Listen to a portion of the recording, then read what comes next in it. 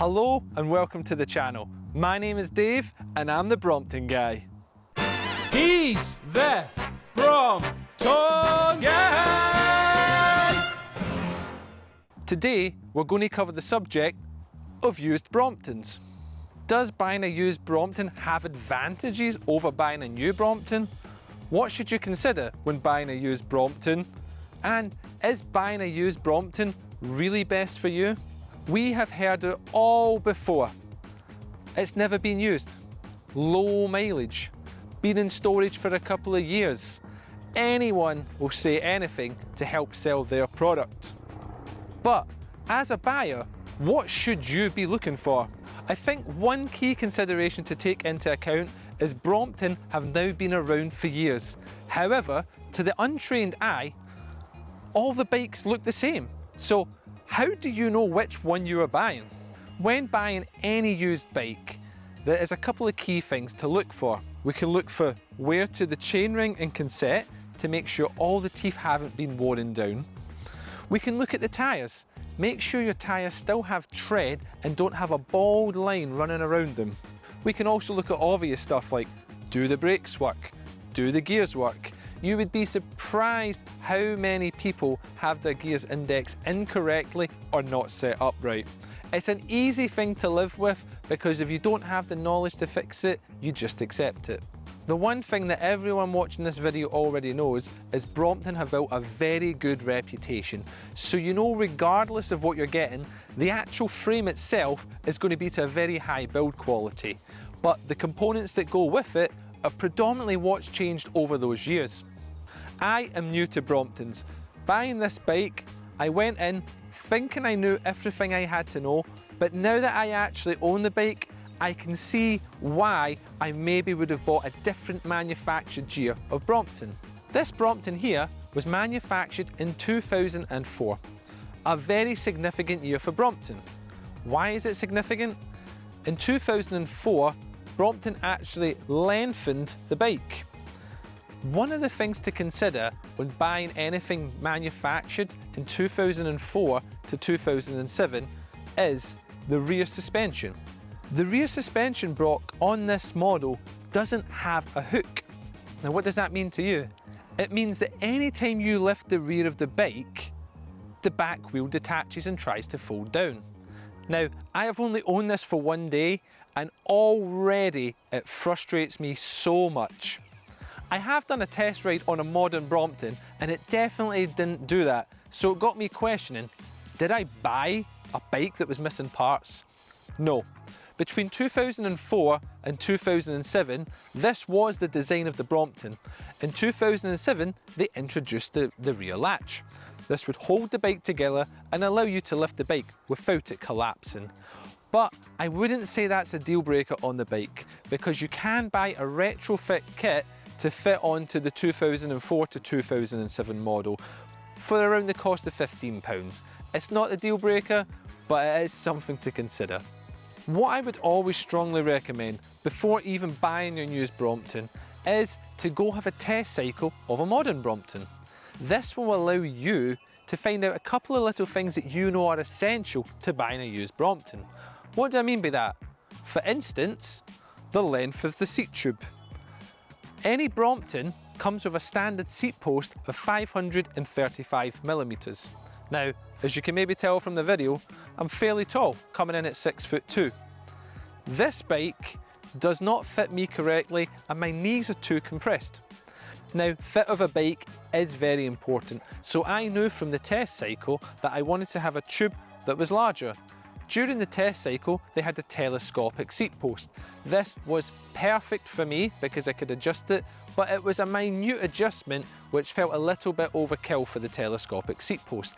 Now, anyone ranging over 6'2" to 6'7" is definitely going to want to look at the telescopic seat post as an option. However, at a cheaper rate, you can have an extended seat post. You can purchase these separately and they come in at a size of 595mm. I've ordered one for this one and I'm pretty confident that's going to fit me perfectly, and that saves me a little bit of money rather than getting the telescopic seat post. Another consideration is the handlebars. During my test cycle, I very much preferred the flat bar. Having a road cycling background, it felt natural and the way I like my bike to feel. However, when you're looking second hand, you do not have the option of choosing your handlebars. You get what you're given. On this 2004 model, I have been given the high handlebars, and I still don't know how I'm going to get on with them, but be reassured, you can change the handlebars out at any point, just obviously for an additional cost to yourself. Another consideration is gear ratio. Where are you planning to use the bike? For instance, I have purchased myself a 6-speed Brompton. That is the highest gearing that a Brompton offers.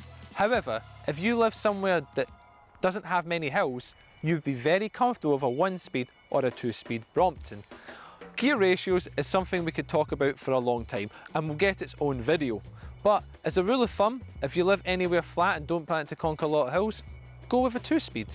If you do live somewhere hilly and you know there is a couple of hills to conquer, you will go better off looking at a 3-speed to a 6-speed Brompton.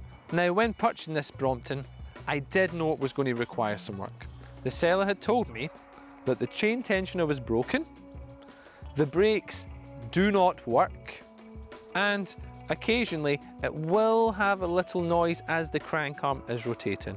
All stuff I am happy to diagnose and troubleshoot. However, as an end user, you do need to factor these repair costs in. Now, how much to pay for a used Brompton? There is no correct answer. You could pay anything as low as £300, you could pay anything from £2,000 upwards. It's always going to be what your budget allows. I would say, as a rule of thumb, a good second-hand price for a bike that should be mechanically sound will be between the £500 to £700 range. Now, where you may get lucky or unlucky is that some sellers will just rely on what they see on the market. So they'll type in Brompton and they see they're selling for £500 to £700.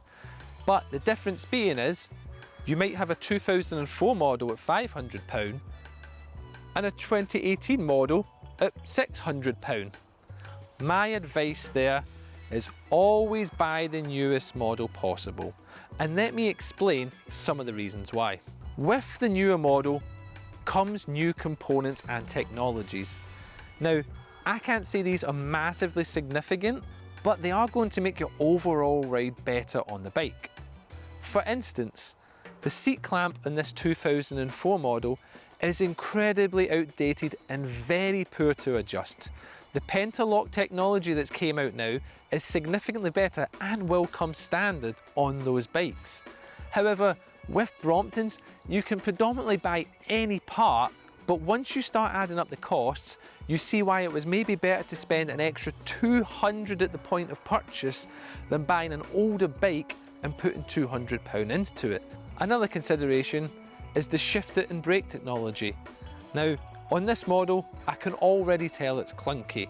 Now, I can fit my own stuff to it, but I would have rather at this point paid the money at the point of purchase to have that already done.